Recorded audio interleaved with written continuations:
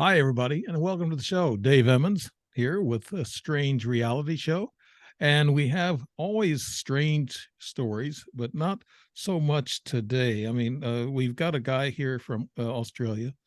He did live in New York, and he's a firefighter in New York, and everybody can appreciate that. We all love our first responders here in this country, especially right now. And we like to introduce him to you. He's also a psychic, and he also gets into UFO studies and that type of thing. And he's actually, he's got some experience with that. And let me introduce you as Andrew Radziewicz. Okay, Radziewicz. Got it. Did I mess it up, Andrew? Perfect. Okay, Radziewicz. Okay, just trying to get in there to it. Okay, he was taught how to make contact with extraterrestrials and beyond by the godfather UFO or ufology, Dr. Stephen Greer. In 2010, he trained with and was told by Long Island medium Robert Henson that he has the gift of being a psychic medium. And Andrew experiences and his experiences and psychic abilities are being studied by leading scientists and PhDs at Stanford. Wow, that's pretty unique. And the University of Dublin, that's also great. He has gone from first responder as a firefighter of New York, and we just talked about that. And he was last responder as a funeral director. So that's his last, I think, is his job he's doing now, right, Andrew? You're a funeral director, Yeah, ranger. a funeral director slash mortician. So, yep. In funeral industry in Australia. Andrew's relationship and empathy for the living and the dead is unlike any other medium in the world, and we need a lot of that now. A lot of people need hope to reach out. Due to his credible work and life experiences serving the public and helping families through their toughest times, he has been using his psychic abilities to see cancer and other illnesses in others and show people how to heal themselves. That's a great thing there. And I had to appreciate that. And I know a lot of people, every time I have an empath or a psychic on the show, there's always comments asking them, how do I get a hold of this person? How do I do this? And how do I do that? But yeah, we'll probably get to that too. Andrew would eventually lead, it would eventually lead Andrew to Dr. Stephen Greer and learn the CE5 method in 2011. After meeting Dr. Greer, Andrew started to train with psychic medium Robert Henson in Long Island. And Mr. Henson, he told him he had the gift of being a psychic medium. Since meeting with Dr. Greer, he has had dozens of 100% peaceful interactions with UFOs and ETs. I'd like to get more into that. Andrew has a unique gift and combines the psychic abilities and UFO contact all at the same time. He is on a quest to show the connection between UFOs and the afterlife.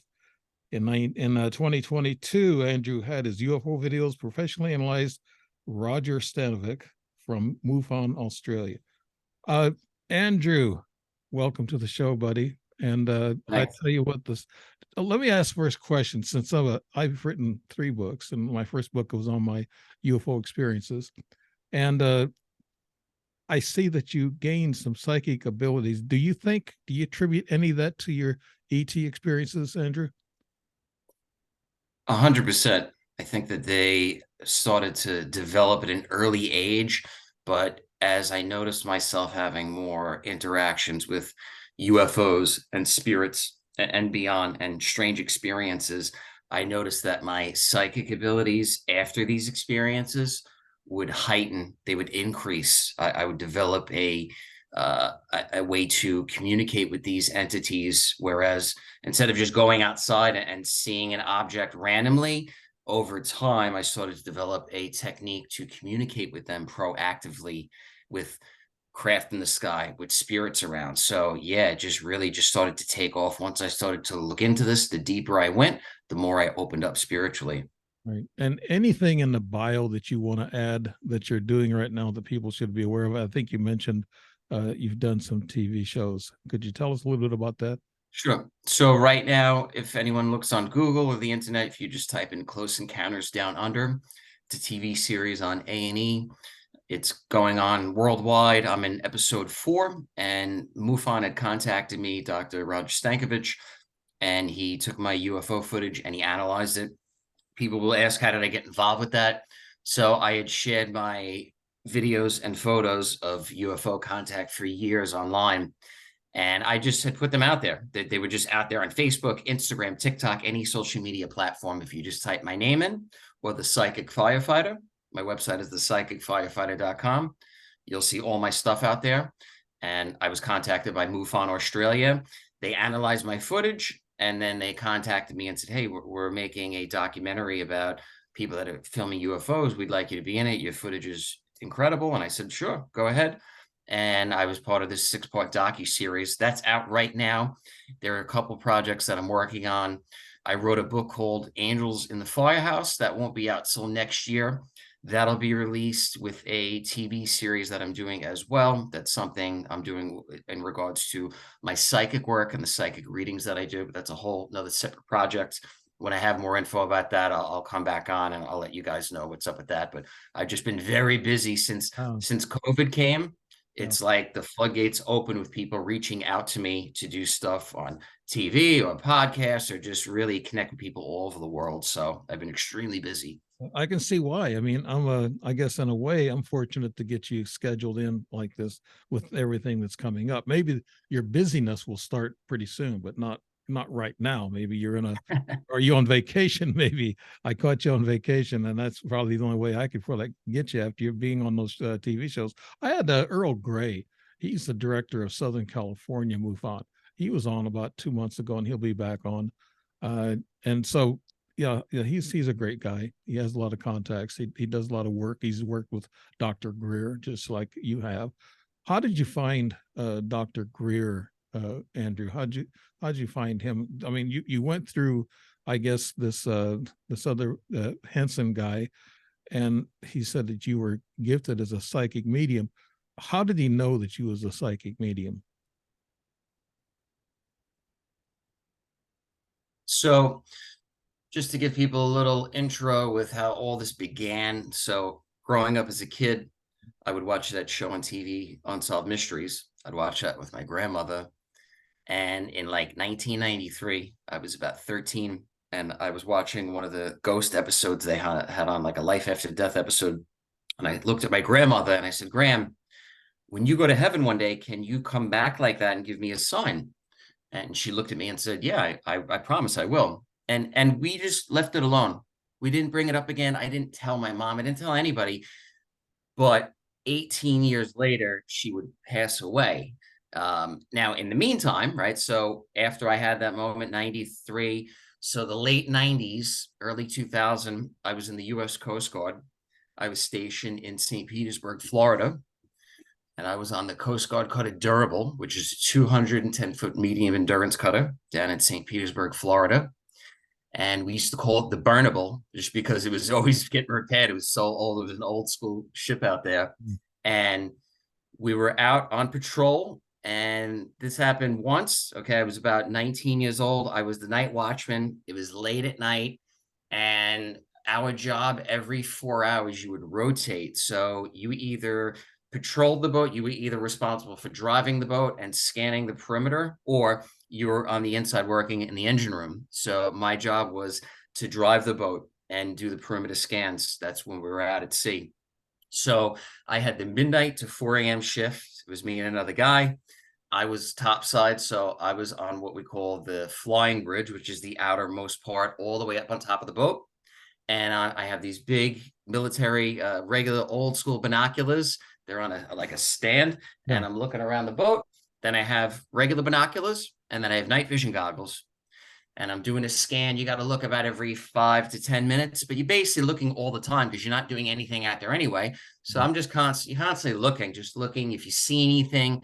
But even if you do or don't, you just keep scanning every like 10 minutes, and you give a call down to where they're driving the boat and where the command center is, and let them know, I don't have anything, or I see something. If you see anything moving, anything at all, whether it's a plane, an airplane, anything at all, you just let them know. You just give them a heads up because they want to make sure that it's nothing that possibly could be a threat. Will their radar So, actually tell you to take a look yeah, at? so Usually, that's another thing too. You want to make sure that the radar is picking up anything that possibly is out there. So if there is a plane in the sky, if there is a ship out at sea and the radar isn't picking it up, that's a problem. That Yeah. means there's a problem with the radar system, or the ship that we see has some sort of cloaking capability or something really advanced.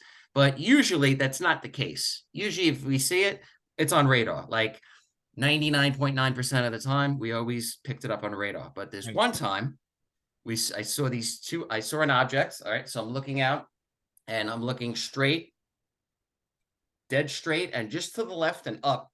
Okay. I'm looking and I see like a round object. It's a round silver object. And I look with my binoculars, my night vision, I could see it. And then there was another object just behind it. So I'm thinking it's a satellite, or it's a plane, or it's something. And I call down to the bridge, let them know. Next thing I know, like a minute later, the officer comes up and he's like, "Oh, there's nothing on the radar." I was like, "Okay, interesting." So we're both looking. Now, next thing I know, a few minutes later, there's about a dozen sailors that are up there. So we're all looking. One person has the night vision, one has the regular binoculars, a couple other people brought up their regular binoculars. We're all just looking. Now, nobody had a camera from what I remember. I don't remember anyone taking a photo of this. This is about maybe 2 in the morning, somewhere around there. It's dead of the night. I could see this with my regular eye, my naked eye. I could see it through the night vision. I could see one object moving just in front of the other one. And they were moving, it looked like in a formation. So they were moving in an equal speed. So as one moved, the other one moved right behind it. So there's nothing on the radar. So if this is some sort of military operation, or it's a black project, or it's a secret experiment, in 1999, we had the authorization to engage. So we could have shot this thing down because it did not register on the radar and it did not communicate to us. So if we see an object out at sea or in the sky, it has to go on the radio and let us know who they are. They have to identify themselves. They want to do that just to make sure the radios were working, so there's no problems in case of an emergency. Right. And it's like kind of customary. It's just like proper etiquette. Hey, I'm out here. Okay, cool. No problem. That's it. Usually it's no problem who's out there, but we're not getting any communications. So we don't know what these objects are. And we're now, everyone's talking it up. What's going on? We're passing by about maybe 10, 15 minutes. This is going on. And the two objects, they all of a sudden come together. And now when they come together, they merge into one. And when that happens, all of a sudden, boom, they vanish. They don't accelerate in any direction. There's no trace, no trail, no sound, no nothing, no smell, nothing. They just come together and then gone. And I saw that happen. I could see that there was about 20 of us up there. And people had seen it, like I said, through the night vision, through the regular goggles. I had regular binoculars that I was looking through. So I had a very good sight of what was going on. And we saw them come together and then gone. So I'm looking around at me. I'm a 19-year-old kid. I'd never seen anything like that.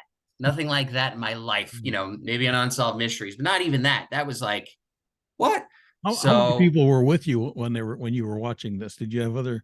Yeah. So there's about 20 total. Oh.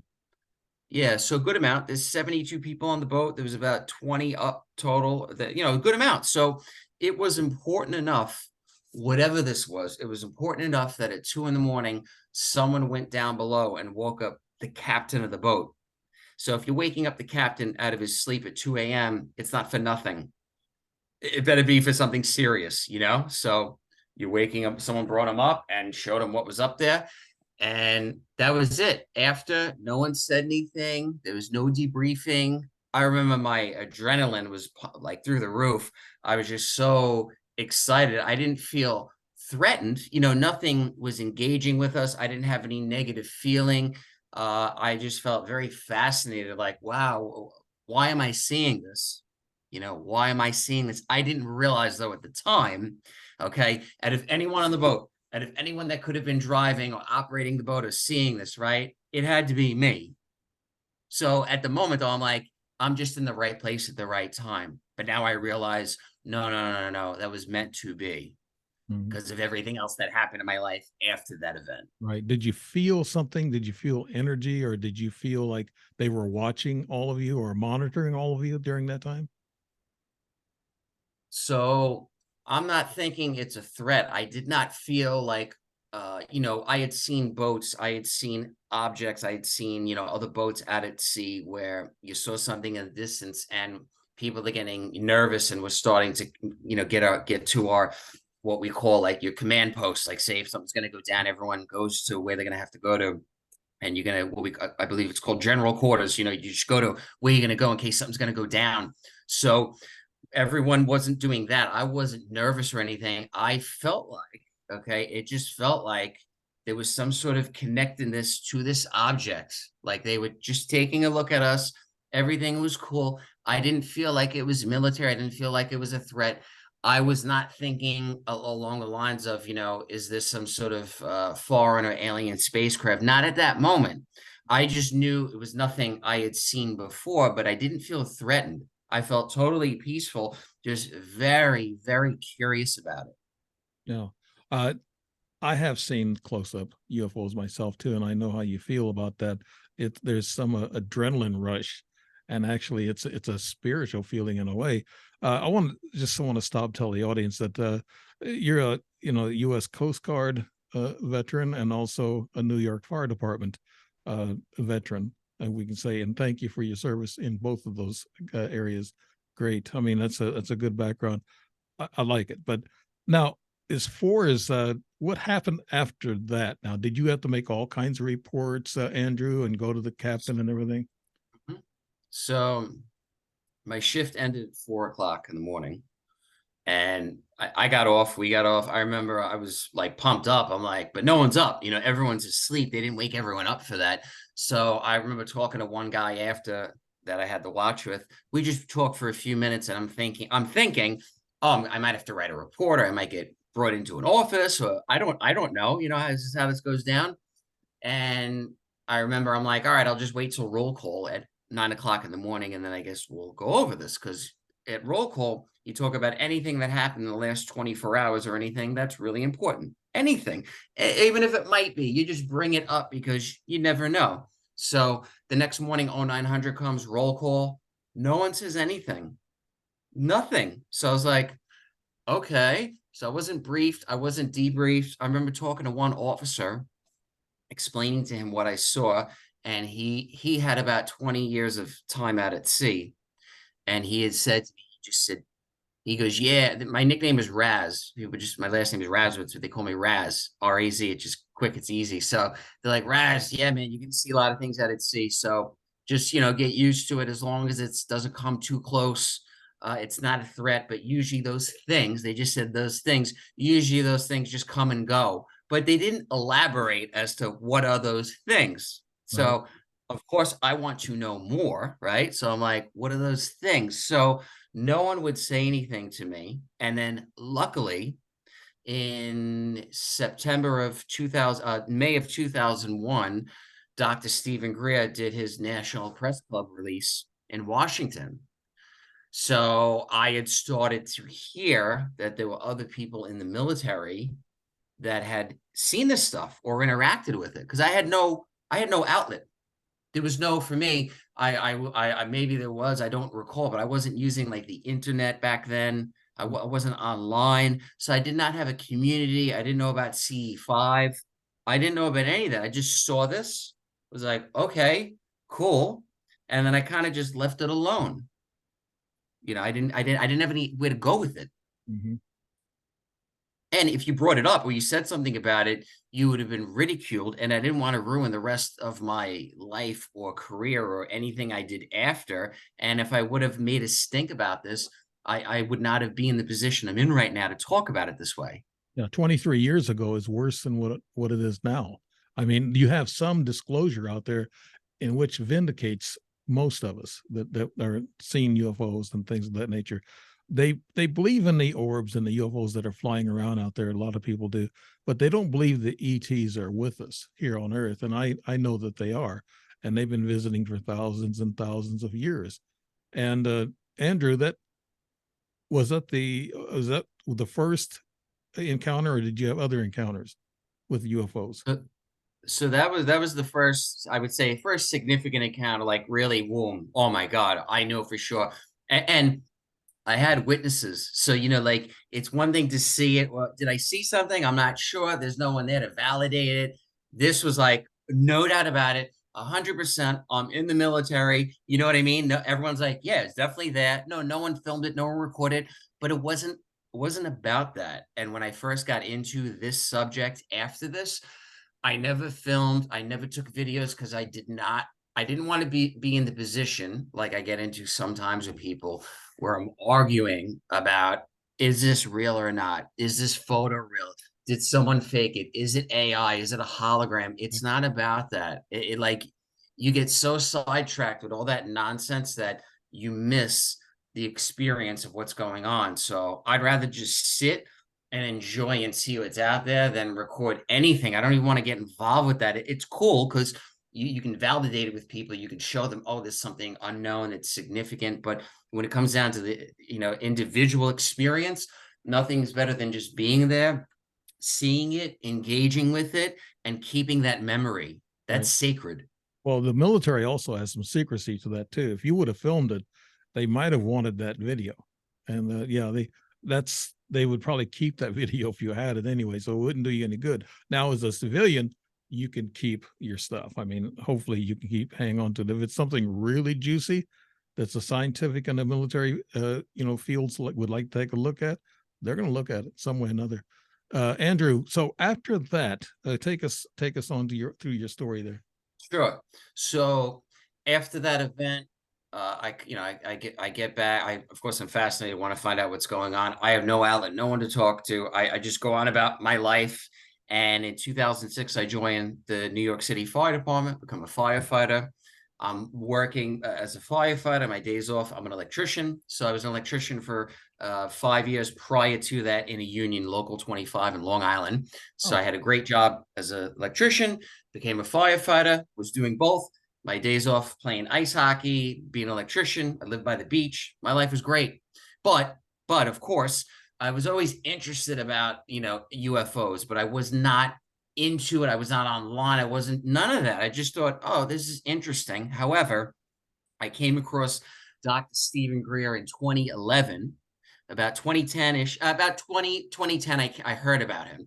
So I heard about him. I saw a video that he did online at the National Press Club, and I'm like, wow, he knows people that were in the military that say that they saw this stuff and they were involved with some sort of cover up with this. This is interesting. So, being a firefighter and no one knows that I'm into this or I'm doing that, I would like to go meet, maybe some other ex-military people that had saw this and talk with them and see what they think. Maybe I can get some answers. That's all I wanted to do. And Dr. Greer claimed that he could proactively make these objects appear. I thought that was pretty fascinating. So I said, all right, well, I'm a firefighter at the time.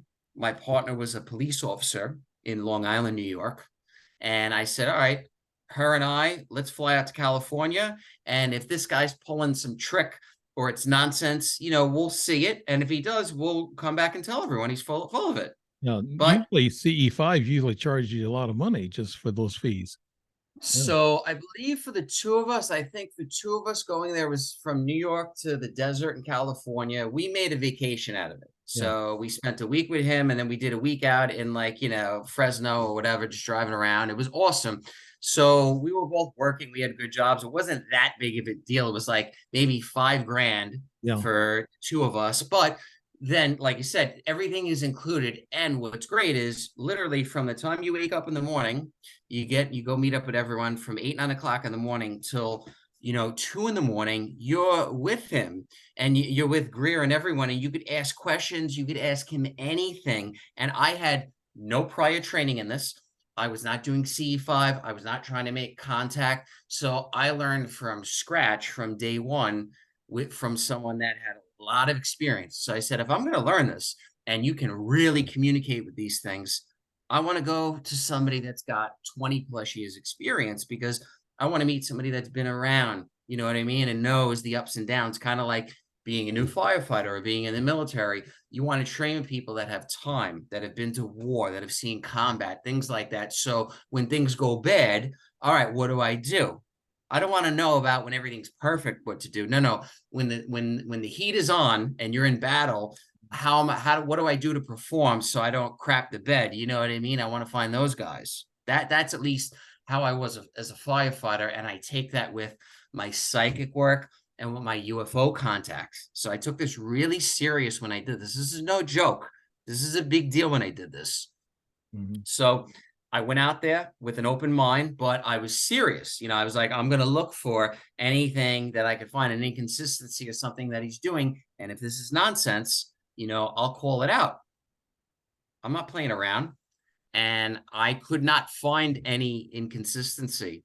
I went out there, and I tell you, the first night we went out there, we were in the field and we were sitting in the desert and we're meditating. The first night, I did not see anything visually. Okay. And at the end of the night, we went back to our hotel room. And I remember Greer saying, all right, when you get back to your hotel, you might see something, just be open-minded. And if something comes up, just be open. You could receive it, let it, you know, if you feel safe, open up and communicate with it and see what happens. So I was like, all right, you know, maybe that'll happen, but I don't know if I could do that. You know, I barely have done this. So I go back to my hotel room, we go to sleep, and we wake up about 3 a.m. I wake up to use the bathroom, and I see a light at the end of the bed. It's just a green flash, like the flash on a camera. Right. And it's flashing about every 30 seconds. So I wake her up. I was like, oh, you see that? She's like, yeah. So I get up, I go to the end of the bed, and it's on the wall. And I go to the wall to like find it, and now it's gone. So I look all over the hotel room, all over. Now we're staying in the desert, in Borrego Springs, in the desert, in the middle of nowhere. There's no streetlights outside. There's no electricity in the room except for the alarm clock, but we've unplugged it just to make sure, in case something happened. We wanted to make sure, okay, we're really seeing something. So I'm looking around the room. I look outside. I don't see anything, like nothing. So I go back. I sit down in bed, and then boom, the light reappears, and then it moves about 2 to 3 feet up the wall, and then it's flashing again. So I was like, all right, I'm not moving. I don't want to lose this thing, whatever it is. So we sat there, we meditated, we opened up what it felt like. It felt like there was a probe in the room, so like a little small object, and it felt like there was some giant craft outside. That's what it felt like. To kind of, I guess, clear this up a little bit, my thoughts would be somebody would be outside with one of these green laser pointers coming through Right. You probably checked all that out in the window and everything. Yeah. So when that first happened, I went right outside. I looked for anything possible outside. I looked, you know, my partner's looking around. We don't see anything. I'm like, all right. So I just get back into bed. And yes, that possibility too. Was there any reflection coming in the window? The thing was, there was a glass window, but there was a curtain over it. So I don't know how someone would be able to put a laser through the curtain, through the window in the room. I mean, maybe, but what happened after this wouldn't make sense of the rest of my life. So yeah, this is just how it went down. You know, I didn't move though. I just stayed there until the sun came up about 3 hours later. We both stayed in bed. We just meditated. Sorry, let's just stay here. See what, you know, we felt very peaceful. We felt like we were connected to this thing. Like this was my extended family. It felt like this was a cousin or a relative that I hadn't seen, or I was just meeting. It was a long time. It was like a welcoming home. That's what it felt like. So I stayed there. The sun rose up, and then boom, it's gone. Now I didn't get a camera. I didn't want to take a picture. I didn't want to ruin the moment. And back then, I only had a 35mm camera. But no one, when we were in the circle at night, Greer said, if you have a flash in the camera, don't take it, because we don't want to blind anyone, and we don't want to, you know, cause attention. Like, we don't want to show anyone, hey, we're having a CE5, come here. So if you had a camera, it had to be a night vision. Now I couldn't afford one of those back then. Wasn't filming that stuff anyway. However, people did take photos that week. They had good cameras, and there are pictures out there of me from that week. So the morning comes, I go to the hotel room. We leave, and the first person I see, I walk out of the hotel room, boom, I see my friend James Iandoli. He has a channel, Engaging the Phenomena.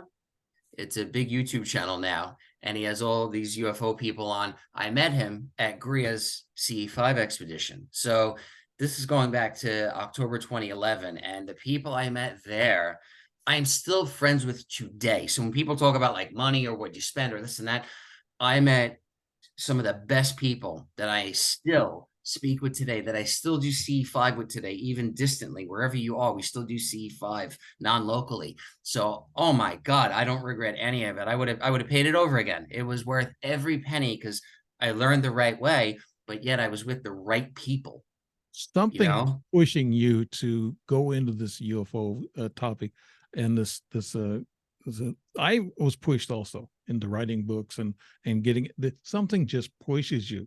It draws you. And some people say, "Or aren't you fearful?" No, a lot of times it's a spiritual feeling, just like you said. Yeah, that's pretty neat. A spiritual feeling. You felt comfortable, Andrew, and I guess your lady friend did too. And uh, go on. I guess go on as you went. You stayed there for a week. I guess you had other Yep. companies. Yep. So so the morning comes, I see James, like I literally open my door. I'm like, James, oh my God, this, and I just met him. So I'm telling him, he's like, all right, let's go. And we go back to the villa that Greer stayed at. And Greer's there with a lady, Jan Bravo, who's she was a physician. I think she was a nurse or a surgery nurse, something like that. Brilliant lady, lovely. And the rest of the team there, everyone was great. So we sit, and most people there had a lot of experience doing CE5.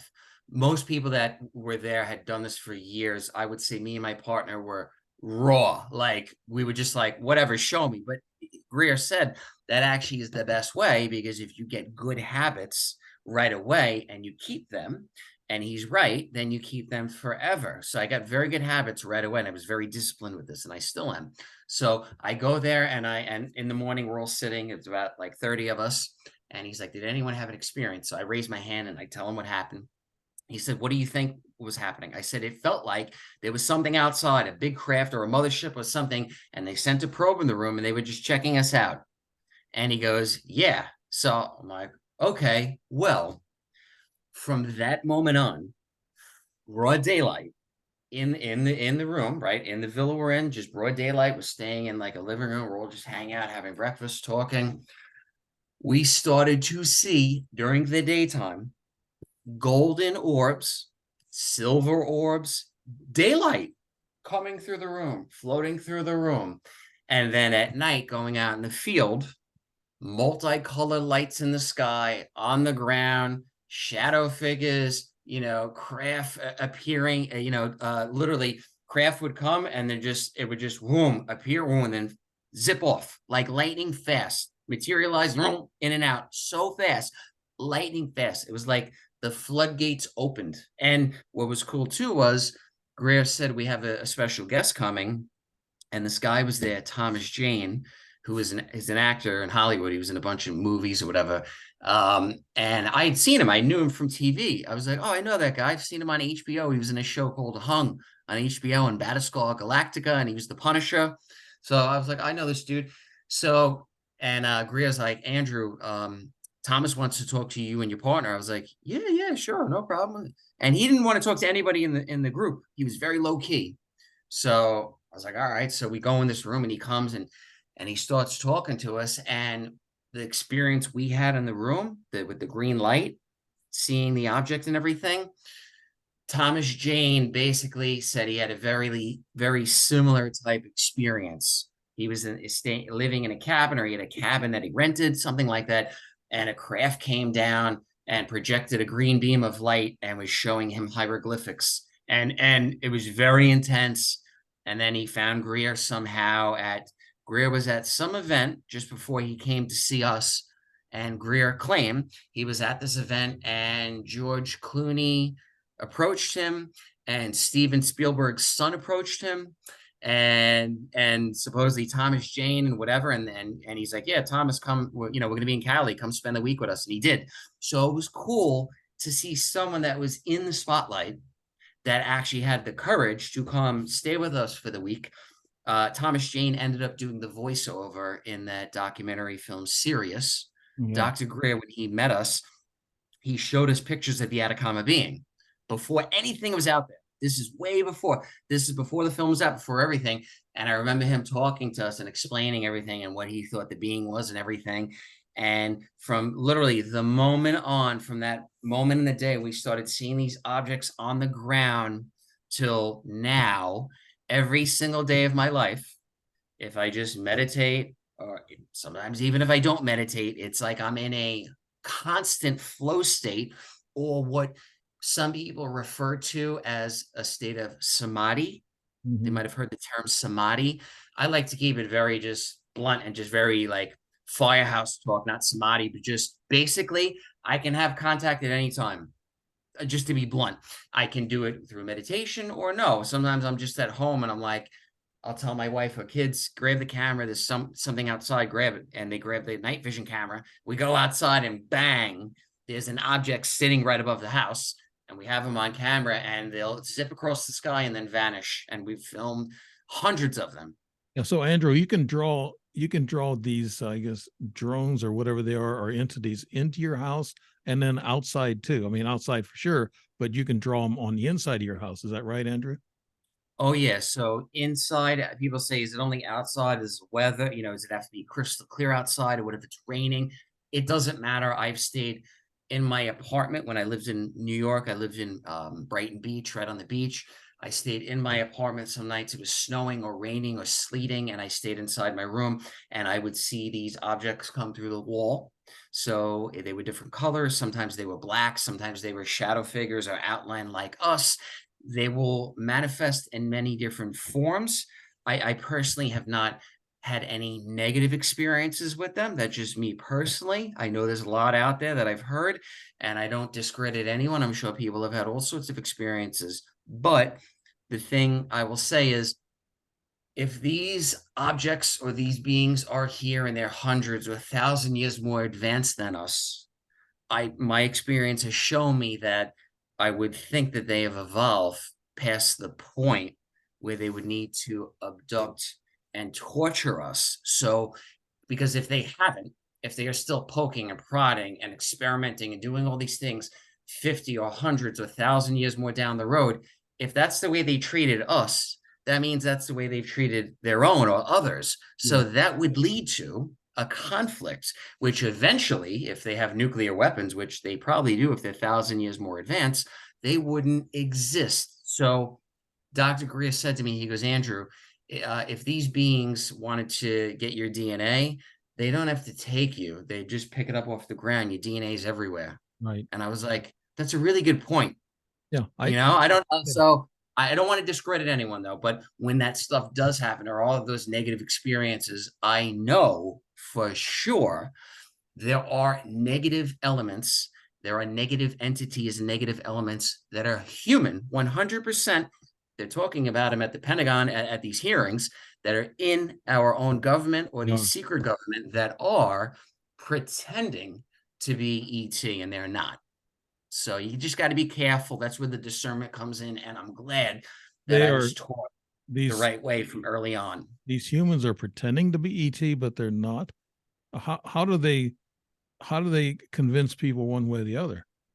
So I know people that have um, snuck into or seen things at military bases that they shouldn't have seen. So they have seen experimental test weapons that were not ET. They were just cloaking devices, but they're just 100% human man-made things. People have either seen them or snuck into a base and seen them, and they weren't supposed to. So then the next night, there's a team going out and abducting them and torturing these people. Now these people think that they saw a UFO above a military base, and now they think that they're getting taken by the aliens on the craft when they're not.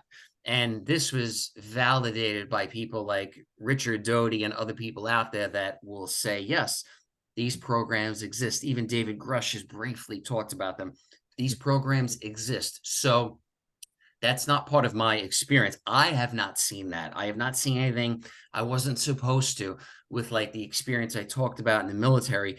If I was not supposed to talk about that, I probably would have been told one way or another, don't talk about that. If Right. anything, what I've received was, yes, You should be talking about that and continue to do that. I haven't received anything negative like, oh, shut up, or, something's going to happen to you. Not at all. So my experience was peaceful, where I think a lot of people that are talking about those negative type things, there's also a very big fear agenda with that. So got to be careful. Like, what is it, right? What is it? Is it human, or is it really ET? I would think, based on my experience, that ET, true ET, has evolved past that point. Now, there also are, okay, there also definitely 100%, there are some interdimensional type beings. So when people read the Bible, or they read, history books, and they read these stories about negative entities or demons or demonic type things, there are interdimensional beings that have the ability to look like ET. And that's where this thing gets a little tricky. Dr. Greer will even admit that, yes, there are interdimensionals that will mask or pretend to be ET. So that's why a daily meditative practice can help to ground you to decipher the difference. And then you will know when you are interacting with one or the other. That's just my experience with this. So My kind of like my experience too. I met a humanoid ET in 2010 in Sedona, Arizona, and I got her in my book. And after those meetings I've had, and after those, I've seen 6 up close UFOs. But after all that, I can feel the energy, like you're talking about, Andrew. You can feel this energy from a person that's kind of weird or strange. And I've actually met some online that I think were a little strange and a little weird, but they're not forthcoming. They don't talk about it that much. Now, I find it fascinating that you've learned this much through CE5, that you can draw these things to you on call. That's something I would like to learn how to do. Is it got to do a lot with consciousness, Andrew? You yes. So yeah, definitely. I mean, consciousness is a big, it is the key to this, that awareness, right? So when I sit and meditate, basically, to just very plainly put it out there, I'll sit nice and quiet, and then in my mind, I will visualize, okay, I'm right here, right? I'm here in Melbourne, Australia. I'll pinpoint the exact location I am. I will see it. I will project that thought out, literally visualize sending that out. And then when I send that out, I visualize, where do I want to send that? So I want to send that to a ET, right? Obviously a positive ET. I want to have a positive interaction or a positive situation or a relative or wherever I want to send it. Just say it, but a positive ET or a positive craft that's out there. So I send it out there. I visualize a craft in the sky. And then over the years, it gets more specific. So I'll send that out and I'll get a direct response. I'll see an ET, for example. I'll see an ET and their skin or their appearance is blue. I'll see their craft. And then I'll say, okay, give me confirmation that it's you. The confirmation, then I'll look in the sky, right? In 3D now, I'll look in the sky, and then boom, a craft will appear. And then I'll know, okay, that thought I just sent out, what I was just communicating with, they're giving me a visual confirmation now that it's them. Okay. And I want to tie this in. So that's one thing with the ETs, seeing them. I came back from Dr. Greer and I saw that. I'm calling out to ETs, right? I remember one night my grandmother passed away in 2010. And right after she passed away, I remember I was sitting outside and I said, man, I really miss her.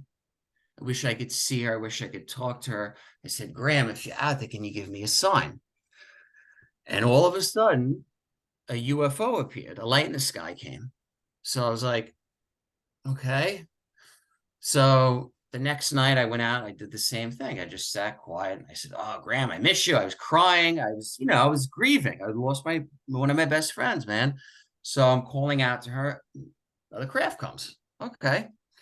So I'm thinking there's got to be some sort of connection. There's something to this. I don't know what though, but I'm calling out to my grandmother and now a light's appearing. This is interesting. So 3 weeks after she dies, I go into a restaurant in town where I grew up in Floral Park, Long Island. I grew up there. So Me and mom go to a restaurant and we're sitting there, and all of a sudden, this man walks in with a leather jacket, gray hair, and earrings. And he comes up to me and my mom and he says, "Someone in your family just died. They had cancer on the outside of their face." I go, "Yeah." And he goes, "Who was born on Easter Sunday? You or your mom? Which one of you?" "It's right here." I go, "My mom was born on Easter Sunday in, like, 1956 or whatever." But who is this guy? Like, how did he know that? That's real specific. On Easter Sunday, on that day, yeah, my mom was born in the 50s, man. That's old school. But I don't really tell people that, you know what I mean, unless you know me. So he goes, "Oh, my name is Robert Hansen." He goes, I'm a psychic. I'm doing a reading here in the restaurant tonight." I'm like, "Oh, okay." So, like I said, at the time, I'm open, but I'm skeptical, but I'm open, right? Like, all right, that's interesting. I'm not thinking at the time, okay, there's a lot more to this. I'm just thinking, this is interesting. This guy said this to me, and I just left it alone. I wait a year, 1 year, right? I'm not online. I don't go find this guy. I'm not stalking him. I'm not doing nothing, but I wait a year. And I go to get a reading from this guy because my house in Long Island was underwater. A hurricane had come, Yes. and Hurricane Sandy wiped my house away. So I was just going through an awful time. So I go track this guy down, and my dog died. My dog dies. And the next day, I don't tell anyone. And I'm grieving, horribly. I'm not online showing nothing like that. I'm just keeping to myself. I go track this guy down, and he reads me, and I still have the recording. I still have it to this day. So people say, "Oh, it didn't have." I said, "No, listen to this, man. This is wild, right?" Going back to that day. So he reads me, and at the end of the reading, he was spot on. Everything that came through was different. So if you go to a psychic or you go to a medium and you see him once, and then you go back like a month later or a year later or whatever, there should be new information. Shouldn't be the same thing. Should be different stuff, or things added on to whatever came through last time. It's always different, but it shouldn't be the same thing. No, man, that's not a good medium. Not my experience. So at the end of the session, he goes, "There's a firefighter here." I was like, "Okay." He goes, "And there's a ladder up, and he falls to his death." I was like, "Okay." He goes, "And the name is something with a poo, with a P." I was like, "Okay, there was a fireman that died, Danny Pujak, but I don't know him. I'm not friends with him. I don't know anyone that knows him, but I know the story. Of course, I'm a firefighter. I work the same job as him, but I'm not a friend of him. We're all brothers, of course, but I don't know the guy. So I don't want to say, oh, no, it's not like that. Usually when you get read, there's some sort of connection. Or if you don't know, sometimes when you leave a reading, really amazing synchronicities happen." So he reads me. I'm like, "I don't know." He goes, "But this guy, Danny Pujak's here, and he wants this to be known." I was like, "All right, well, whatever." He goes, "But Andrew," he goes, "you have this gift." I was like, "What are you talking about?" He goes, "You have the gift of being a medium." I was like, "Oh, I don't know if I could do that, man." I was like, I'm a firefighter. I'm not a psychic. That's crazy." He's like, "Well, I can help you interpret the signs." I was like, "All right, whatever." So he's like, "Come here next weekend, and I can help show you how to interpret the messages." I was like, "Okay." So I leave the reading. I go on a lunch date with a friend from high school, and she's like, "Oh, so what'd you do this morning?" I said, "All right, you want to know?" I said, "Actually, I just went to a psychic," and I'm telling her the story. I go, "Yeah," and the weirdest thing happened at the end of this reading. He said that this guy was coming through, this fireman, but I don't know the guy. He just explains the story, and the ladder's up, and he falls. His name is Danny Pujak, and the girl looks at me, and she turns white, and she goes, "That was my best friend." Oh my. That's a Now, yeah. yeah, if I didn't say anything though, like I could have said, "Oh, I don't want to bring this up. I don't know this person. That's going to sound weird. I'm on a date with her. I don't want to tell her what," you know what I mean? I was just at a psychic, and she might not want to hear that. She might not be into it, whatever. So I knew, okay, that is a sign from wherever that, okay, I need to stay on this path. Like, it's just something was telling me that, right? What are the chances I'm sitting with the girl that was the best friend of this guy? Holy crap.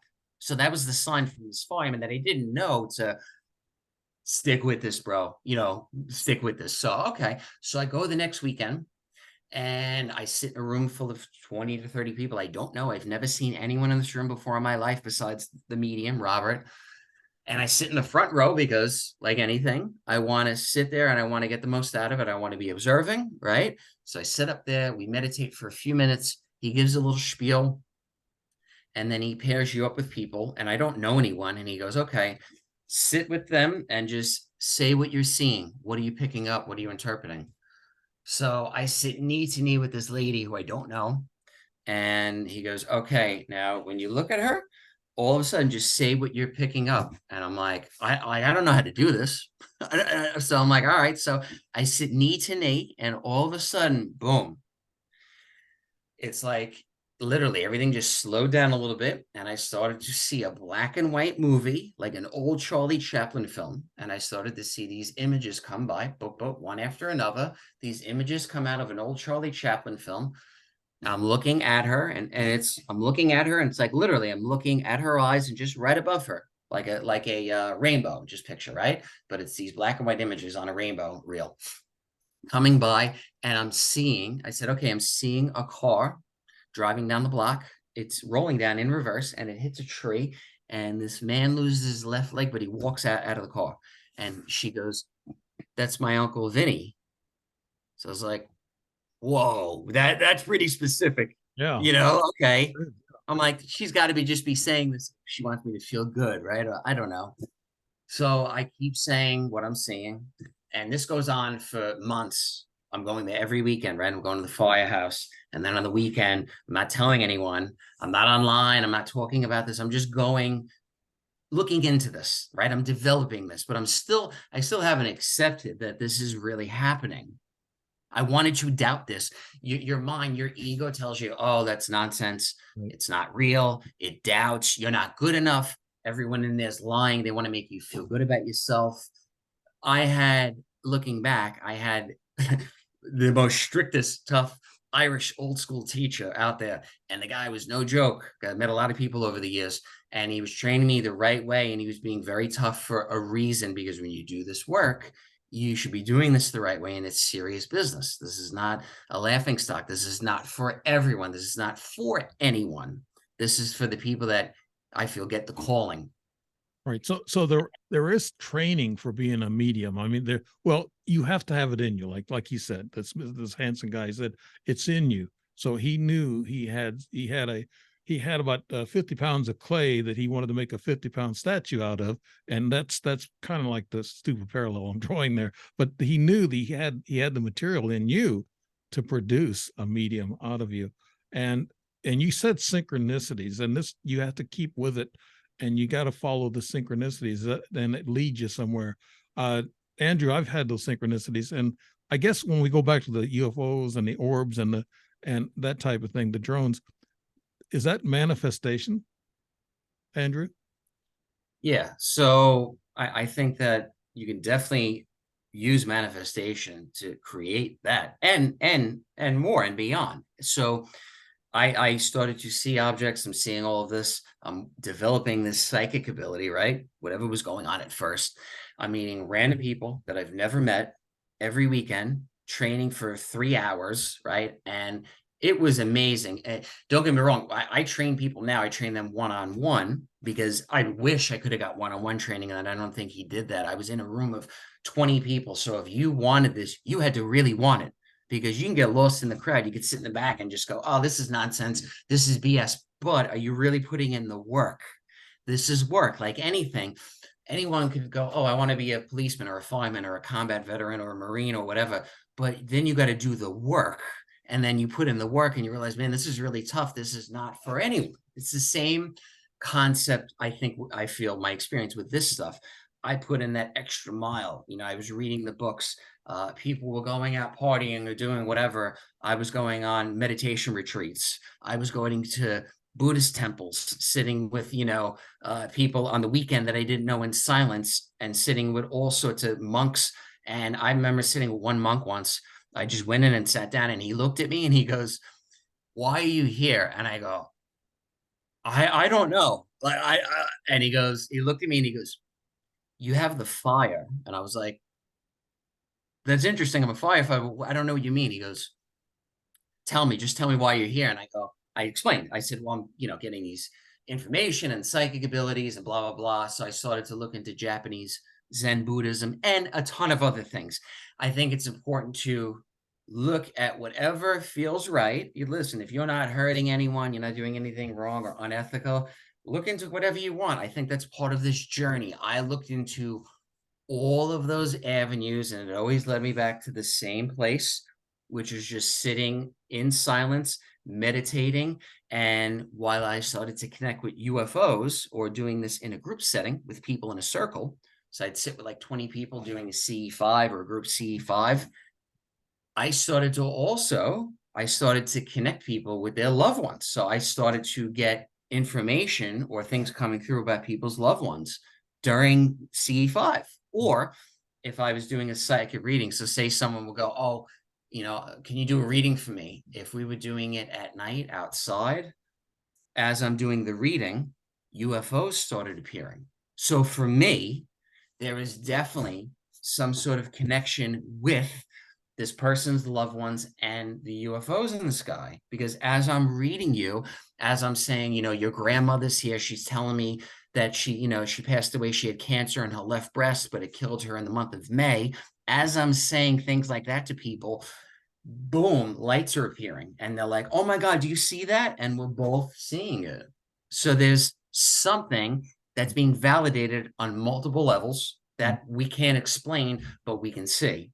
I was going to ask you that question, and you're getting into it. I was going to ask you, how do you think you get these messages, and where do they come from? I know Tesla and also Werner von Braun and Einstein, when they said that they got information that come from outside, and they would point up and say, "I got it from them," or that whatever. Are you saying that these messages are they're coming from outside? They have to come into you as a receiver. You're a receiver, Yeah. so you're receiving these messages. Are you getting it from the person, or are you getting it from an outside source that you were just starting to talk about before I interrupted Andrew? So if I'm sitting with someone individually, as I sit with them, there was a study on this. So there was a documentary made and a book written called Life After Life. And it was an HBO documentary and a book written, and they studied psychics, the best from all over the world. One of them that they studied was the guy that mentored me, Robert Hansen. Him, John Edward, George Anderson, a bunch of psychics were in it. And they took people in one room and they put a wall up, and they hooked up wires to them and to the person on the other side. And they basically found out that somehow, they don't know how, because this is all a mystery, right? So somehow the brain of the psychic was connecting to the heart of the person they were reading. That's what the study determined. So whatever you want to make of that. So somehow I look at it like this. You're at a certain frequency, right? We're at 97 FM on the radio right now, all of us. The people that die, they're at 99 FM. They're in heaven, wherever they are. So I'm at 97 FM. I meditate. I raise my vibration up to 98 FM. And then whoever they are on that other side, they realize that they're like, oh, there they are. They're in that space in between. And they bump down to 98 FM, and then we can have contacts. And then after it's over, we both go back to where we got to go. That's the easiest way to explain it. I've never heard it that way, but it's great. It's a good way of saying it. Yeah. They're actually offering a conduit for you to have those frequencies. Yeah. There's many different ways to explain it, and there's scientific ways. Along my journey, I met several doctors, but one of them in particular was Dr. Gary Nolan at Stanford University.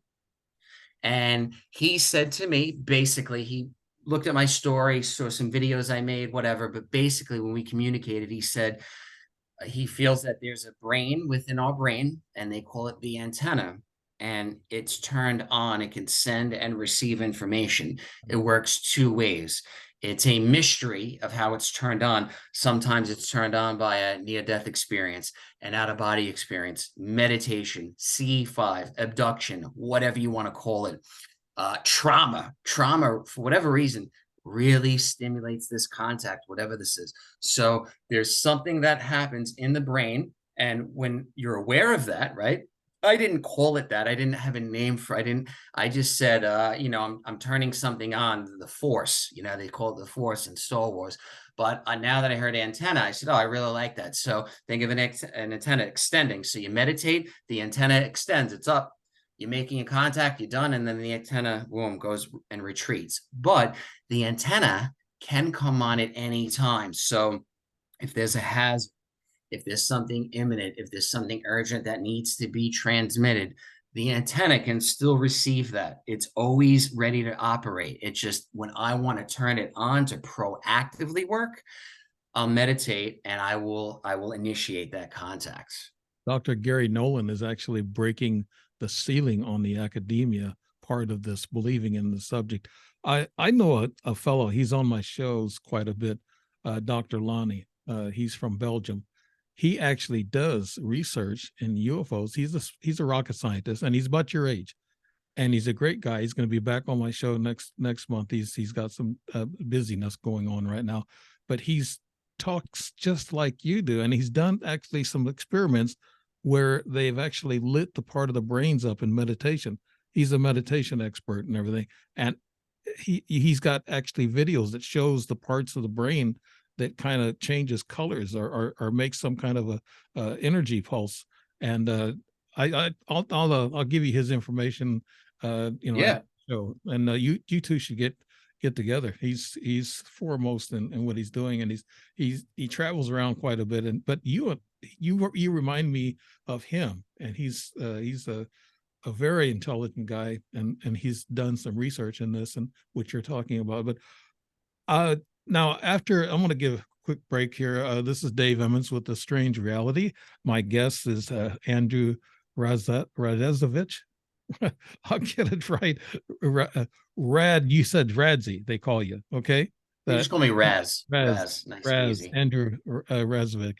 Okay, but this guy here, I mean, he's talking. I'm really fascinated by you. I really am. I've had a lot of guests on, and you're talking UFOs and mediumship and psychic energies, and you've been on Blaze TV, Close Encounters Down Under, and you've been you've been on a lot of different paranormal shows and a lot of podcasts, you told me. And so you're pretty well known, because if Dr. Nolan and Dr. Greer know you, they're at the top of the game there. So you're in good company, Andrew. Really, you're doing a great job. Can we go on? I'm just interested in how you set this antenna, and it's kind of like a receiver, and you're receiving information, but also you can project information. I guess you can do that, right? You can put thoughts in other people's minds.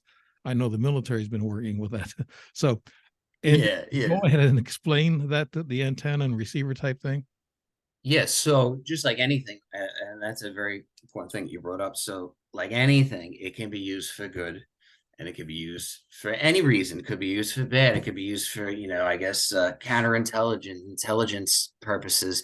If you listen to Uri Geller, he also will talk about trying to remote view or see things or project things, or, you could find where soldiers are being captured, things like that. So you can do that. And the thing is, there are, just like psychics are out there and they're remote viewing things, they're trying to see locations. There are also seers or remote viewers, or people out there that are viewing the people that are viewing. Mm-hmm. So you need to be real careful what you're doing with this. So what I'm doing, connecting people with their loved ones, I would say is a pretty harmless thing. It's a pretty loving, beautiful thing. I feel, at least. I don't have any connection with the military doing anything like that. I don't want to get involved with that stuff. I have a family. I'm just not interested in that. If you can and all that, that's amazing. One thing I would do, if it is possible, I would love to eventually find missing people. I think that's very fascinating, people that just vanish, because the guy that trained me as well, Robert Hansen, one thing I really respected about him was that for 10 years, he worked with the feds trying to find missing children. And he was over in Japan, and he did all sorts of work with the FBI. And he told me he worked as a psychic medium when he found out he had this gift for a decade, trying to find missing children. And he said, Andrew, it's pretty much impossible. He goes, and I'll just tell you why. He goes, the Long Island, this is years ago, we're talking 10 years ago. He goes, the Long Island serial killer, right? No one knows who he is. This is 10 years ago. He goes, the best mediums in the world have been down there. They're on TV. They're all over the world. They work for every agency. If they can't remote view who did that, if they can't pinpoint who did that, then this isn't 100%. You know, no batter bats 1,000, right? Derek Jeter, whoever out there, you're not batting 1,000. So it's not that they're off, just some things for whatever reason you don't see. So sometimes someone will come to me and they want to talk to their Aunt Sally, but for whatever reason, their Aunt Sally's just not coming through. Now, I could connect with the other 95% of the people they want, but that's the most important person they want to communicate with. But for whatever reason, I have no control over that, but for whatever reason, her soul's just not around. I don't know what to tell you. I don't know where the soul is. When the soul crosses, when they transition, where do they go? I'm not dead, so I'm not going to pretend to tell you, but what I feel, based on my experience, is that part of the soul, after it dies, lingers around, so it stays around, part moves on to wherever it goes. I studied ancient Egypt, so they believe that, you know, there's about 7 parts of the soul and they go to different places and one stays around. So at times, if the soul is busy or it's doing something else, no, maybe it can't communicate. Now, John Edward, when his mom died, that famous medium, it took 10 years for his mother's soul to come through to communicate with him. And his mother was a clairvoyant. So it's not guaranteed someone dies right away, they're going to come through. It might just take time. Okay. So the best you can do is, you know, meditate, do what you're doing. And then, yes, you can project out. What I do is if I sit with somebody, I tell them I can't guarantee who's going to come through. What I do is I just sit, whatever or whoever is around them. I'm connecting my brain to their heart, right? Based on that study, or we're tuning into the radio frequency, right? And who's ever tuning into 98 FM right now, on the other side, that's who's there.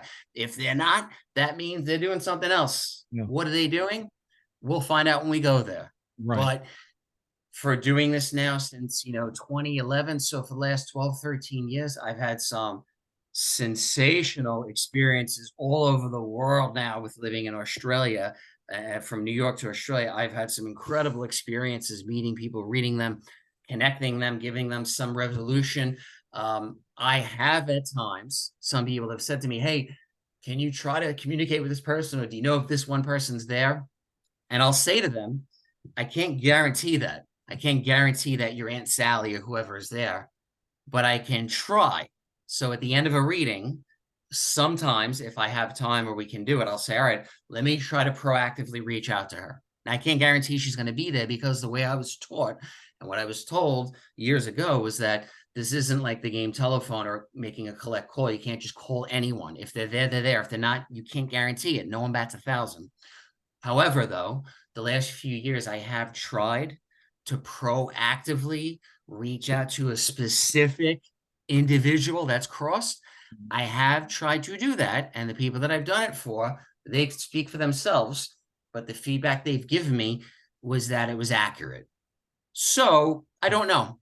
You see a lot I'm learning as I go. Yeah, you see a lot of these TV shows, and I think John Edwards, you mentioned, he had a TV show, and it looked like he was accurate 9 out of 10 times. I mean, could that be correct? I mean, he's really that. Yeah. So what's going on? I notice if somebody goes into a room or there's a lot of people there, they should be specific, like, oh, okay, they should point to the person and go, okay, the back row, the second, and you. I want to talk to you. If a psychic comes out and just goes, okay, I have somebody that just crossed brain cancer, and you're in a room of 1,000 people, someone's going to raise their hand. Right. That's in general. Yeah. Yeah. You don't want to do that. So a good medium should be able to go into a room, no matter how many people, and pick anyone and communicate with at least someone that's on the other side. I've never had it happen where nobody came through. I have had it happen where I've sat with somebody and it wasn't who or what they wanted to hear. So they weren't interested. They're like, no, or it makes no sense. And I would just say to them, that's actually only happened once in my whole life. I just said, all right, you can go somewhere else, because I don't want to waste your time.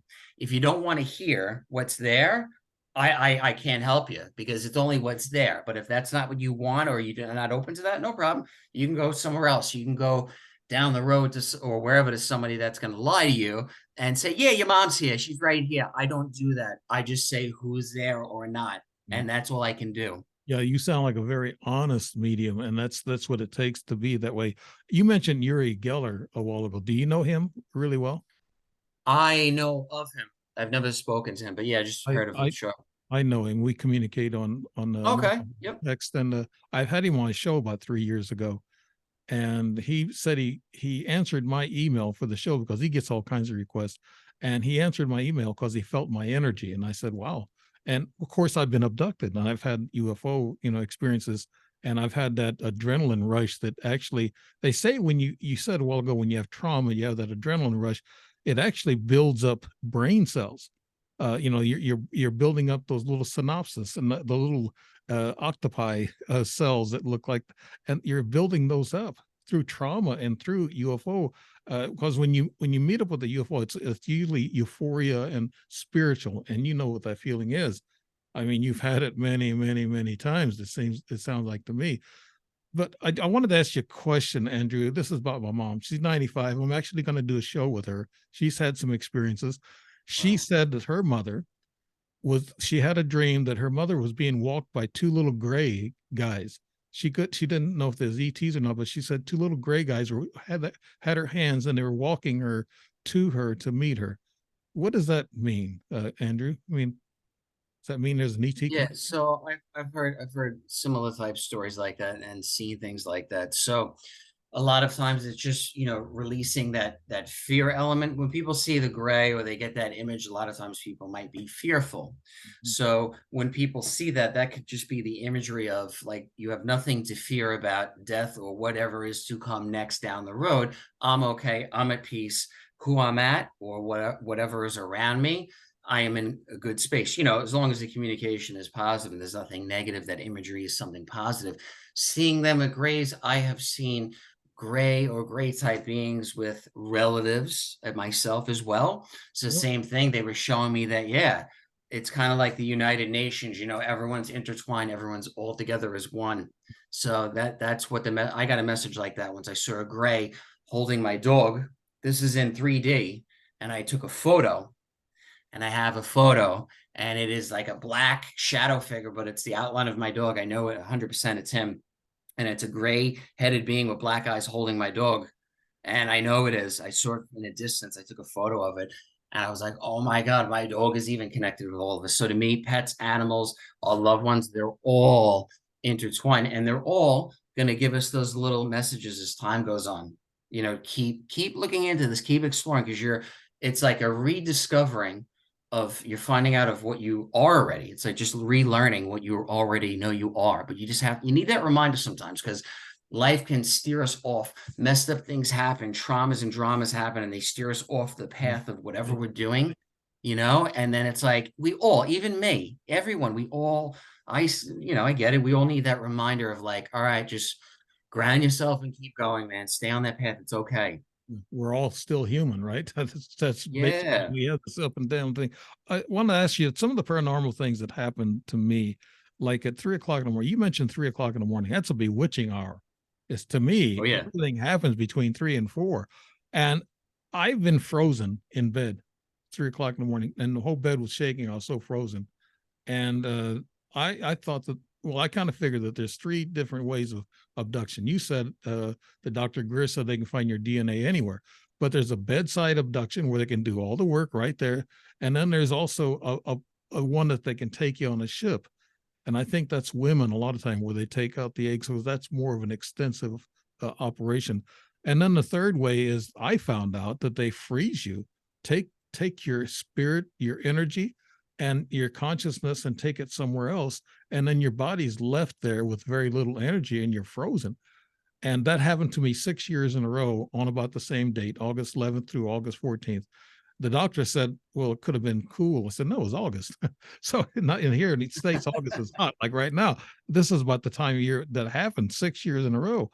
So I kind of thought that they were taking me somewhere, and my mind was blank. I just got up, went to the bathroom, come back, and I laid down. And my wife usually wakes up, even if I drop a cell phone off of the nightstand, falls on the carpet, a little thud, she wakes up. But this time she didn't, and the whole bed was shaking. And I'm a big guy, and I was shaking. I bet she didn't wake up. What do you think that is? I'm not going to ask you a question about my experiences. Just see if you have an answer for me, Andrew. Yeah. So have you ever gotten a regression done or done Yeah, anything like no, that? I had a hypnosis done, but it was reversed. Actually, the person that was hypnotizing me, they got hypnotized. It backfired. Yeah, they went to Wow. the desk. Yeah, Yep. So I had a regression of my Mary Rodwell, which that for me helped a lot. That answered a lot of the things, the weird contact things that I was having. And what I saw was that this has been going on for many generations, which in your case too, it seems like I'm getting the impression from what you're saying and from what I'm feeling is that this is going back many layers. So even before yourself, that your mother, your grandmother have all had contacts. Would you know offhand if they have? yeah, they have. My mom's had a lot of incidents. That's why I'm Yep. going to do a video with her. She's 95, but she's very, she has good mental acuity. Yep. She talks like she's 49, but she knows and remembers all this stuff. Now, this travels in the family. Is that what you're saying? Yep. In the Yeah, it's genetic? genetic. That's what I mean. So it's going back layers. This is genetic, what's going on. So a lot of times, maybe, sometimes what might seem weird or why is this happening? I've heard that or after a regression or as time goes on, like Travis Walton, he spoke about what happened, and Greer told him that actually what happened with Travis was he got too close to the craft, he got injured, and the beings brought him on board and they were healing him because he was going to die.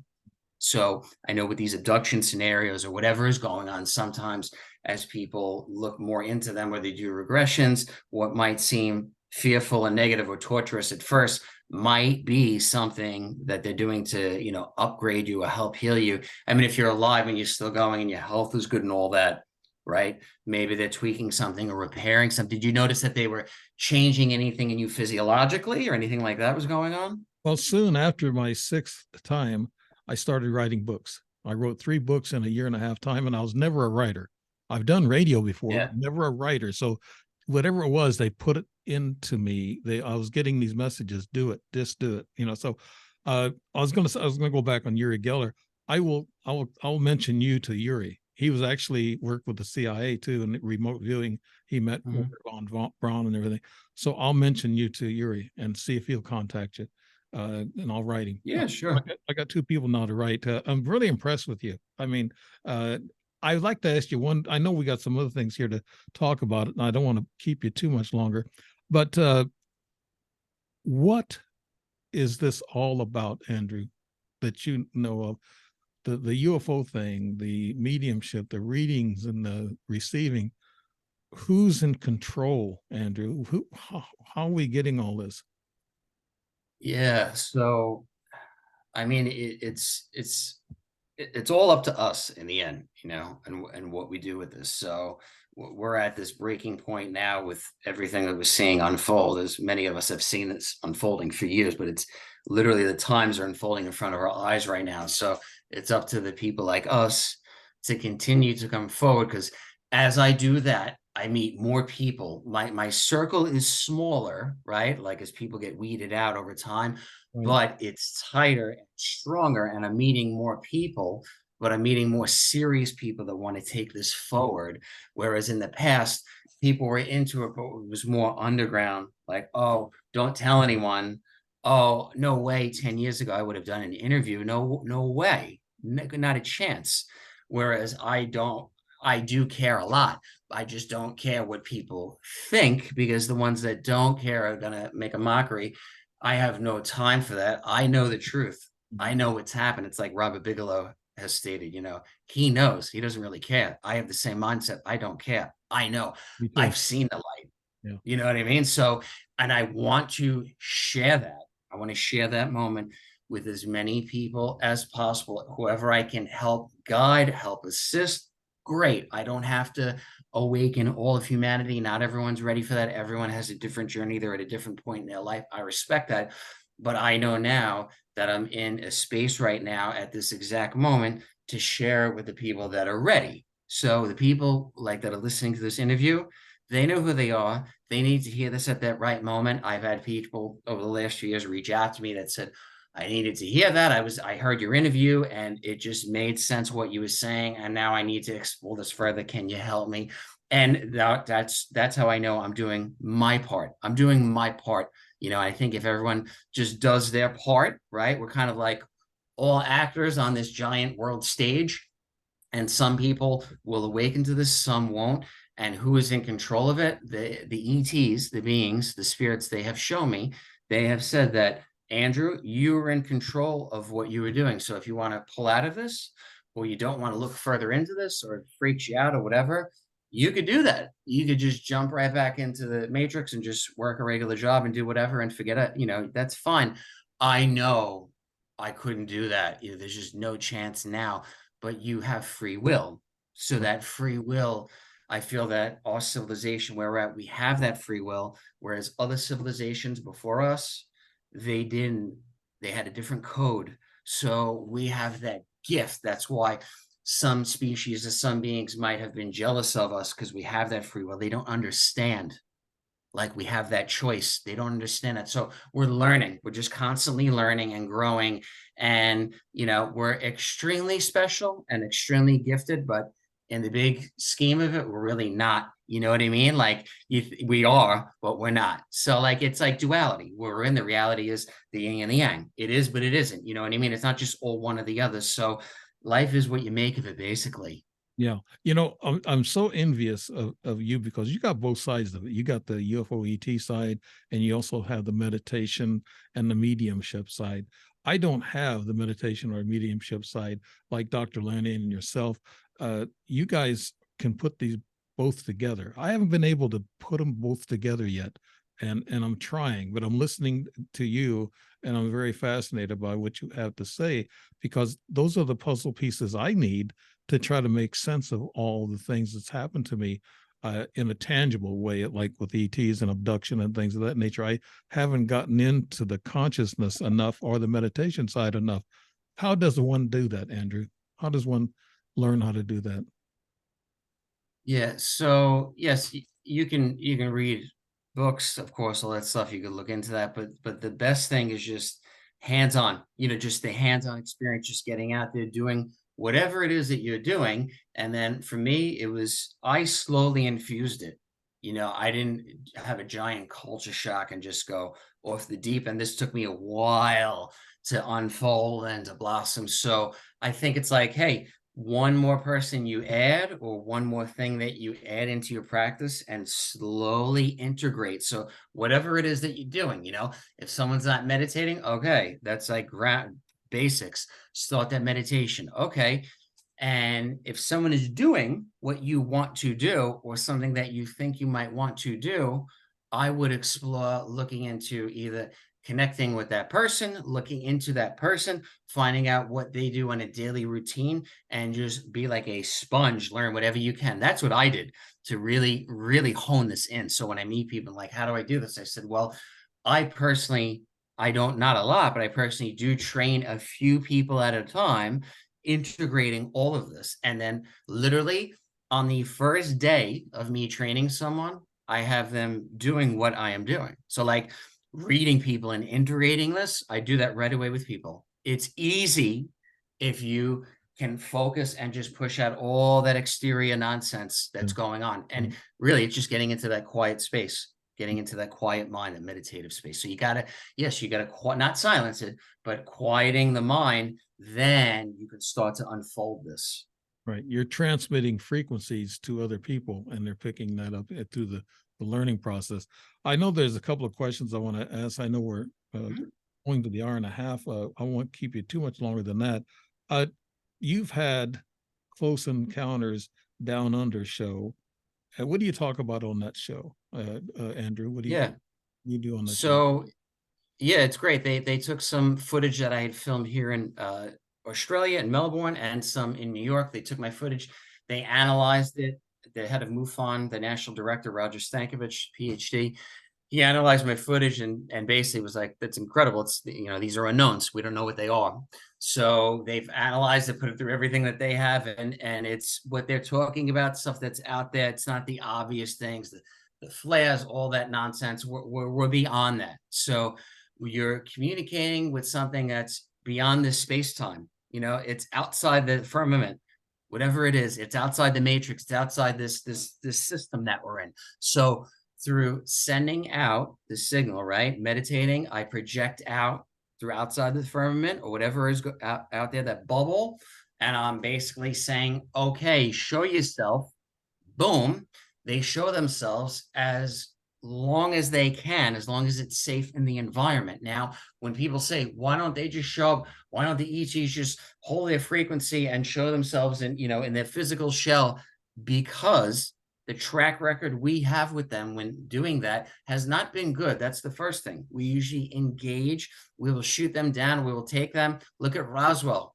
Yeah. They had my understanding, they had a radar system. Okay. They had a very new test weapon radar system that they had that was programmed to shoot down UFOs. So they detected two craft in the sky and they fired out basically a frequency to take them down.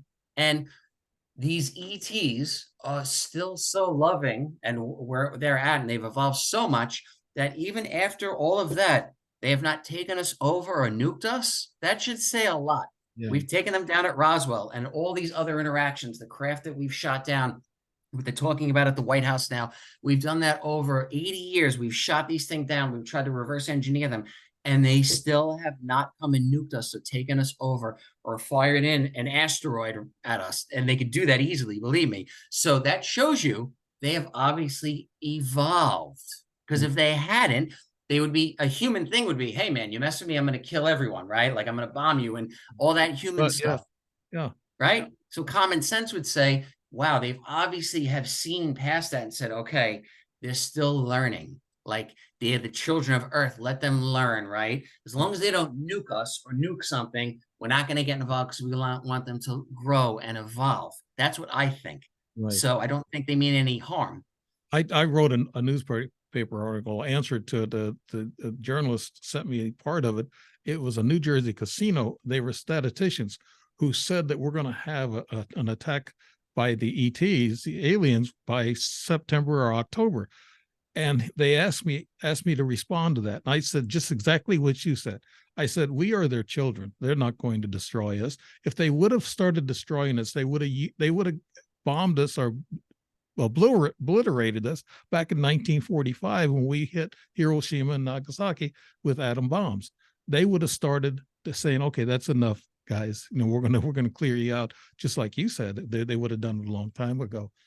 I got one other question. I wrote a book on angels and supernatural entities, and what is the difference between? I've asked a lot of UFO talking heads, a lot of people, professionals.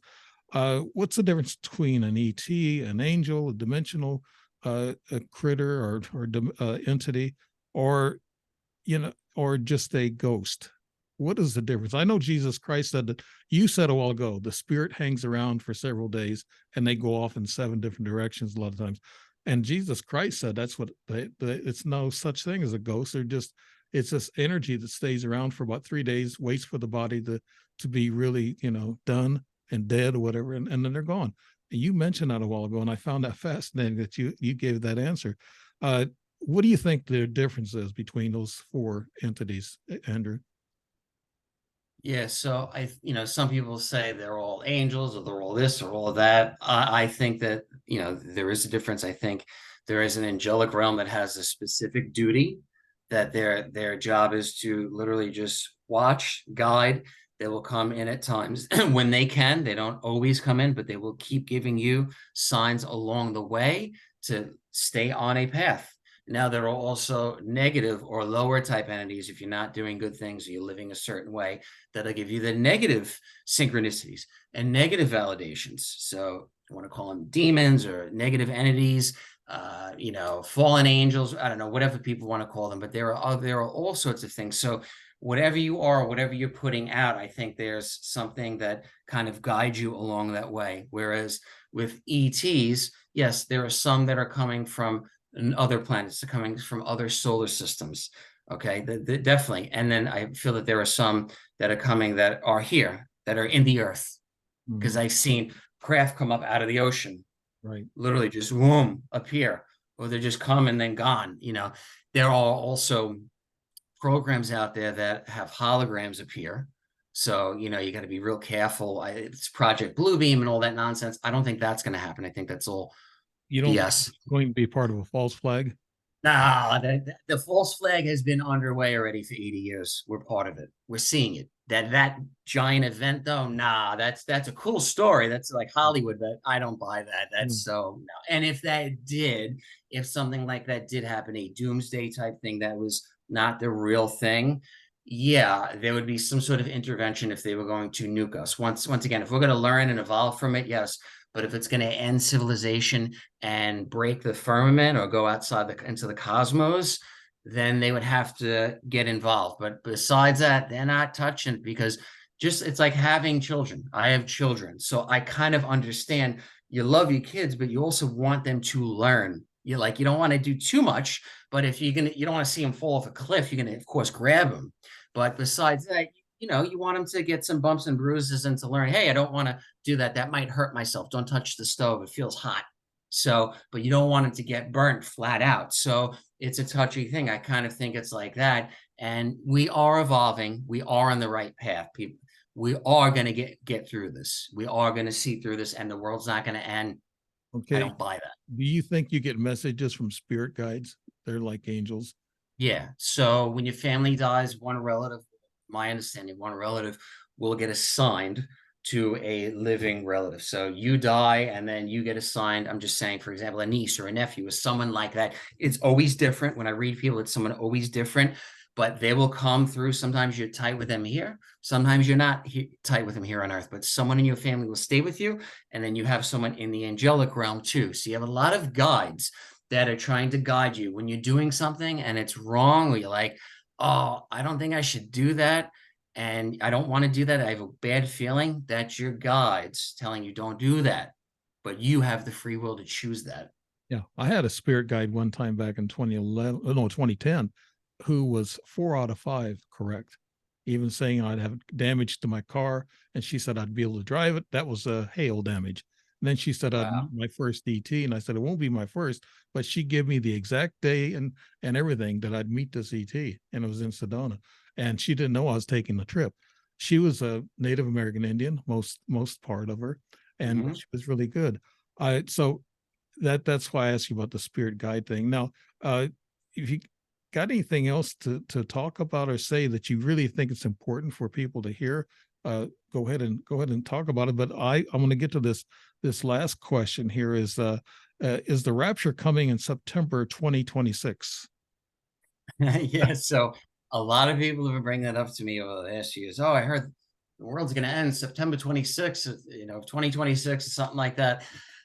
Every time that I've heard something like that happening, usually it changes or it doesn't happen, usually. So, I mean, there's people out there that believe that, in 2012, a catastrophic event occurred and we're all dead right now. We're in the afterlife. Mhm. If that is the case, then that saying as above, so below, I guess that's true. We wouldn't know the difference. So I don't know. I can't tell you guaranteed. Reality is very weird, and things seem to be different for different people. People have different memories of different things that they're certain about, Mandela effect and things like that.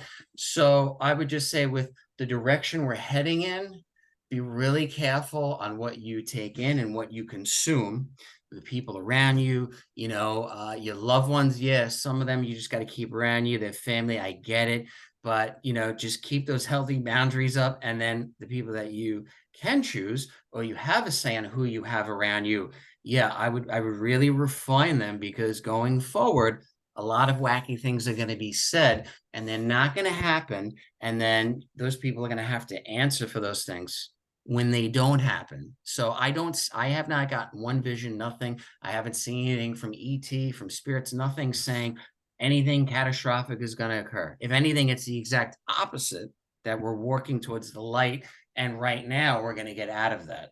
Right. I guess again, the Bible says nobody's going to know the day or the time when the end comes. Whatever. I guess, Andrew, Yes. I I heard a Freudian slip a while ago from you, and it's a big word to scientists. You said something about matrix.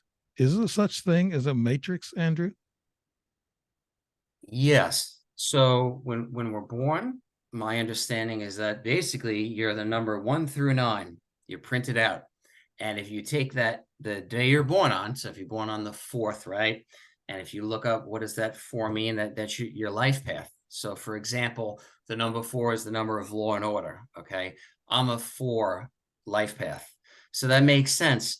Military, firefighter, doing all those things I did. So when people know the day they're born on and figure out their life path, you can calculate it. You'll see, wow, this is the journey that I'm on the day I'm born on. This is the experience I was meant to have most of the time, not all of the time. But the matrix is very real. And the reason I would say that, if you look at the elite, if you look at the Rothschilds, if you look at the royal families, the people that have not millions, billions, those people follow numerology and astrology. Okay. So they don't talk about it because why would they? They don't want to share their secrets. But if you look into it, the average person can take that and integrate that into your daily life for the benefit to maximize your experience here in this matrix system. And it works. For example, people that are born on the 11th, people like Elon Musk, people like that, people that are born on very important dates. The number 11 is a master number. The number 28 is the number of wealth.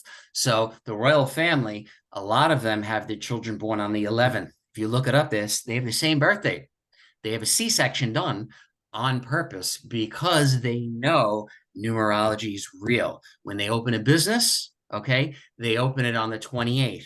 The Rolex watch, if you look at the number on the Rolex, the date on it, in every ad, everywhere is 28. That's the number of long-term wealth.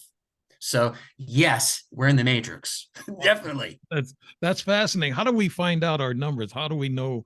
Is there a chart, something we can look up? Really easy. I mean, people sit with me when I do readings and stuff. I go over all that stuff. But if they want to look up, that's cool. You just the day you're born on. So what day of the month are you born on? 25th. Yep. So you add the 2 and the 5 equals 7. If you went on, if you go on Google, you can look up what your life path is. There's the numerologist that I got a reading from, one of his guys, and the numerologist that I follow personally. His name is GG33, Gary Grindberg. He's the best. I had one of his trained teachers read me, and we went over everything after. I got a pretty good basic education on it, enough to be able to translate it to people to help them. And when I talk about people about the year they're born in and their numerology, it makes a lot of sense of the life path that they're on. And also, it's also good to see, based on when you're born and when your partner's born, or a business partner or someone that you're going into something with, wow, I have a really good connection with them. Everything's going smoothly. When you look at the numerology, it usually is similar. It adds up. And there are enemy signs of what your number is. So if you look at, oh, wow, why do I have an X, or why did my business not work out? Oh, maybe it's because that was my opposite sign, my enemy sign, and these things I've looked into it, people have looked into them, and these are things that you can avoid in the future. Oh, I don't want to go into business with someone that's my enemy sign. It's probably not a good idea. Why it doesn't work out? The chances aren't good if it's your enemy, basically. The Reagans were into numerology. The President Reagan. Yeah. All the presidents are. They all are. They just don't talk about this stuff because if you look into investments, opening businesses up, doing things, there's certain numbers. People want to generate money, things like that. You want to do it in 8s. The number 8 is the number of money. Right. It's also the number of karma. So I was born on May 17th. 1 + 7 = 8. So it's the karma. I'm very karmic. If I do something good, bang, something good happens. If I do something I shouldn't do, bang, right away I get hit right away. Instant karma. Yeah, but that is the life experience I was meant to have. So yeah, it's good to know about who you are. And all right, I'm in this system. These are things I can do to help enhance my experience. So apply them. They don't cost anything to apply. You just apply them, and you see the people that do use them. Wow, man, these people, like I said, they're not millionaires, they're billionaires. So they must work, right? So give it a shot. Right. That's good for everybody to know when they hear this show. I'm going to really, really stress. Fascinating. Is there anything else in closing you'd like to say, Andrew? If anyone needs me, my website will be in the description, thepsychicfirefighter.com. And yeah, I just wish everyone, a happy and safe rest of the year and whatever they're doing, and enjoy the rest of the summer. And reach out to me. I'm on all social media platforms. If you hear this, if I can help you in any way, or anyone out there that you think might be able to help you, look into them, find out who they are, who they trained with. You look at their website, see if people are putting their actual names on reviews. Feel free to contact the people that are leaving their names. Like you could do your research nowadays. When I started, it was different. There was no internet. You didn't know what it's like back in the day. You had to actually go there and see. Now you don't got to go anywhere. You can just look people up and you can reach out to people. So take the time. You're wasting half the day on social media doing whatever. Look into this stuff before you invest, and then you'll know if someone resonates. You'll feel their energy right away. You'll use that discernment, trust your intuition before you just commit to something. And if something is guiding you to someone, trust that feeling. It usually will not steer you wrong. Right. Well, actually, this show I distributed out to Rumble, YouTube, LinkedIn, Twitter, and Awesome. Spotify, Daily Motion. But there's a couple of platforms that the show's too long. It was less than an hour I can put on there. But I guess you know about that stuff, time limits on certain platforms. But no, fascinating show. And I'd like to kind of like say, I'd love to get a show with you and Dr. Lanning together. Yeah, sure. You took it really, square away. I'd really, and I'd just, sit back and be a moderator, just introduce you guys and let you go at it. But you both have the similar thought waves and meditation and this type of thing. And, fascinating. I really enjoyed this conversation, and I'll make sure I put that in the narrative. And this has been the Dave Emmons Show, the Strange Reality. Andrew Radziewicz or Witz. I say Vitch. I keep, that's my mistake at the ending there. All right. Say it for me real loud, Andrew. So we pronounce it's easy. Just pronounce it Radziewicz. Okay. I'm using that W for V. That's my biggest mistake, but I'm sorry. Right. I'm sorry for that. Okay. But thanks everybody for going to watch this show. I've been getting a lot of Facebook people coming on the show and stuff, and so they're following the show. So this show here, I want to make sure that they see it. You've been fascinating, Andrew. Thank you so much. And good evening, good night to everybody. And we'll close by saying, God bless everybody, and stay positive, like Andrew's saying, and just stay, take care of yourself and be spiritual and be, aware or conscious of what's going on. Thank you so much, Andrew.